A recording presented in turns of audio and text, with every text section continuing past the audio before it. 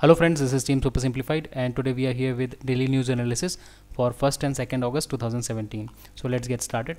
तो first news item is Supreme Court bans use of 5 heavy metals in fire crackers. और ये जो 5 heavy metals हैं वो हैं lithium, antimony, mercury, arsenic and lead because they cause air pollution. And this petition was filed by 3 Delhi children in Supreme Court, and the court held that it is a responsibility of Petroleum and Explosive Safety Organization PESO to ensure the compliance, and particularly in Shivakashi in Tamil Nadu जहाँ पे सबसे ज़्यादा firecracker production होता है. It has also asked CPCB Central Pollution Control Board and PESO to make collaborative efforts to set up standards with regard to air pollution caused by the bursting of firecrackers. ठीक है। और heavy metal जो होते हैं उनका use क्या होता है? हैवी मेटल जो होते हैं फायर क्रैकर्स में यूज़ किया जाते हैं। फॉर एग्जांपल लिथियम है, it is a metal, heavy metal, और उसको यूज़ किया जाता है to impart red colour to the fireworks. उसी तरह से एंटीमनी जो है उसको ग्लिटर इफेक्ट के लिए यूज़ किया जाता है। लेड ऑक्साइड जो है उसको क्रैकलिंग इफेक्ट के लिए यूज़ किया जाता है। और ये जब इनहेल कर दिए जाते हैं तो ये नर्वस सिस्टम को अफेक्ट कर सकते हैं। लेड तो बहुत ही ज़्यादा डेंजरस है। सो ये जो हैवी मेटल्स हैं इनको बैन कर दिया गया है फायर क्रैकर्स में। ठीक है। एंड इसमें एक ऑर्गेनाइजेशन का नाम मेंशन हुआ है PESO। तो ये काफ़ी ज़्यादा न्यूज़ में नहीं आती, इस वजह से हम जस्ट इसका एक ब्रीफ सिनॉप्सिस आपको दे देते हैं। तो PESO जो है वो है petroleum and explosive safety organisation, and it is a apex department to control and administer manufacture, storage, transportation and handling of explosives, petroleum, compressed gases and other hazardous substances in India, and it functions under the Department of Industrial Policy and Promotion DIP, which is under Ministry of Commerce and Industry, and it is headed by Chief Controller of Explosives, and it is headquartered in Nagpur, Maharashtra. ठीक है, this is a brief about PESO. Now let's move to the next news item. Government launches E-Rakam portal. E-Rakam क्या है? The Union Government has launched E-Rashtriya Kisan Agri Mandi. ठीक है, it is a web portal basically which will be hosted on internet, and it provides a platform to farmers for selling their produce.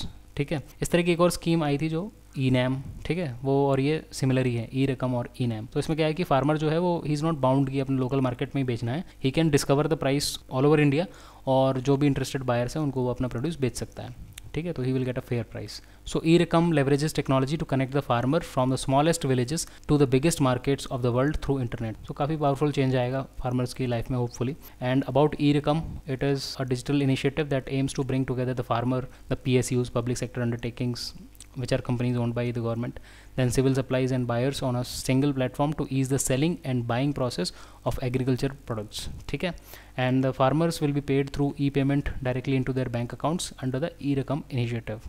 So E-Rakam के बारे में ये थोड़े से important points हैं। And इसको डेवलप किसने किया है? इसको डेवलप किया है 2 PSUs ने, स्टेट रन PSUs। पहला तो MSTC लिमिटेड और दूसरा CRWC, central rail side warehouse company. Right, now let's come to the next news item. Parliament passes right of children to free and compulsory education amendment bill 2017। तो parliament में ये bill pass हो गया है। RTE act जो है हमारा, right to education act जो है, जो 2009 में आया था, उसी का एक अमेंडमेंट है। तो उसमें क्या अमेंडमेंट हो गया, let's see. The bill amends the right of children to free and compulsory education act 2009, RTE act 2009 जो है वो मॉडिफाई हो गया, अमेंड हो गया है, by extending the deadline for teachers to acquire the prescribed minimum qualifications for appointment. तो क्या था कि जो RTE एक्ट था उसमें टीचर्स की मिनिमम क्वालिफिकेशन को भी डिफाइन किया गया था कि मिनिमम क्वालिफिकेशंस होनी चाहिए, क्योंकि क्वालिटी ऑफ एजुकेशन में थोड़ा सा प्रॉब्लम है इंडिया में, क्योंकि टीचर्स की जो क्वालिफिकेशन वगैरह है that is not up to the mark. ठीक है, एंड इंपॉर्टेंट पॉइंट्स यहाँ पे ये हैं इस बिल के। In the original act the provision to possess minimum qualification by teachers was relaxed for period not exceeding 5 years।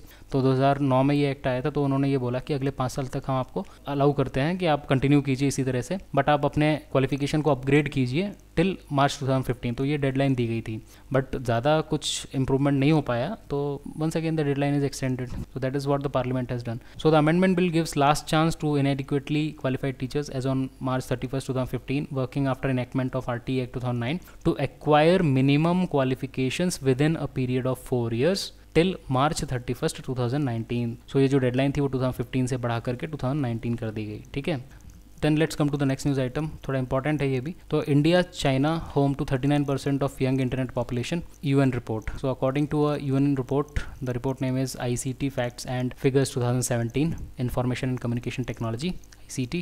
The report was released by ITU, International Telecommunication Union, and it is a United Nations body. It is a specialized agency for information and communication technology, and it says that there are 380 million young people who are using internet worldwide, and out of that 39% are in India and China.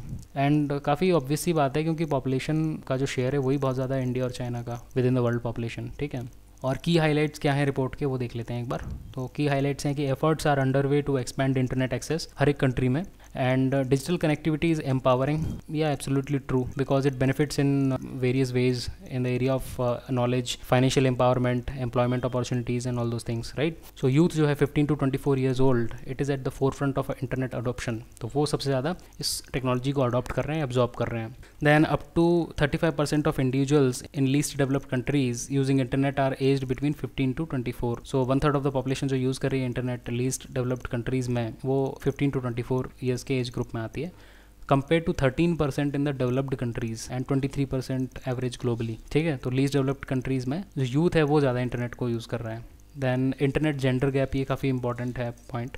So internet users में gender gap भी है, but it has narrowed down in most of the regions since 2013, and the proportion of men using internet remains slightly higher today also than the proportion of women using internet in 2/3 of the countries worldwide. In 2017, the global internet penetration rate for men stands at 50.9% compared to 44.9% for women. ठीक है, तो ये point भी है ना, ये भी आप थोड़ा ध्यान में रखिए। मेंस में ये सारे पॉइंट्स जो होते हैं वो बहुत ही ज़्यादा यूजफुल होते हैं। So these things are very very important. Okay, so let's come to the next news item. Government constitutes committee to study issues related to data protection. तो data protection पे आजकल काफ़ी हल्ला मच रहा है, काफ़ी ज़्यादा न्यूज़ में ये हॉट टॉपिक चल रहा है, data protection, privacy, all those things, right? क्योंकि एक तरफ हम डिजिटाइजेशन की तरफ भाग रहे हैं और दूसरी तरफ हमें बहुत सारी न्यूज़ आइटम्स देखने को मिलती हैं जिसमें कुछ डेटा लीक वगैरह होता है, all those things. So the union ministry of electronics and information technology MITI has constituted an expert committee to study and identify key data protection issues and recommend methods for addressing them, and it is a 10-member committee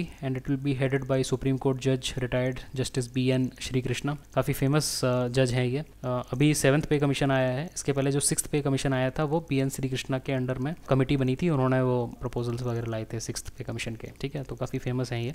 and it comprises of the members from government, academia and industry, सभी जो stake holders हैं सभी को involve करने की कोशिश की गई है यहाँ पे।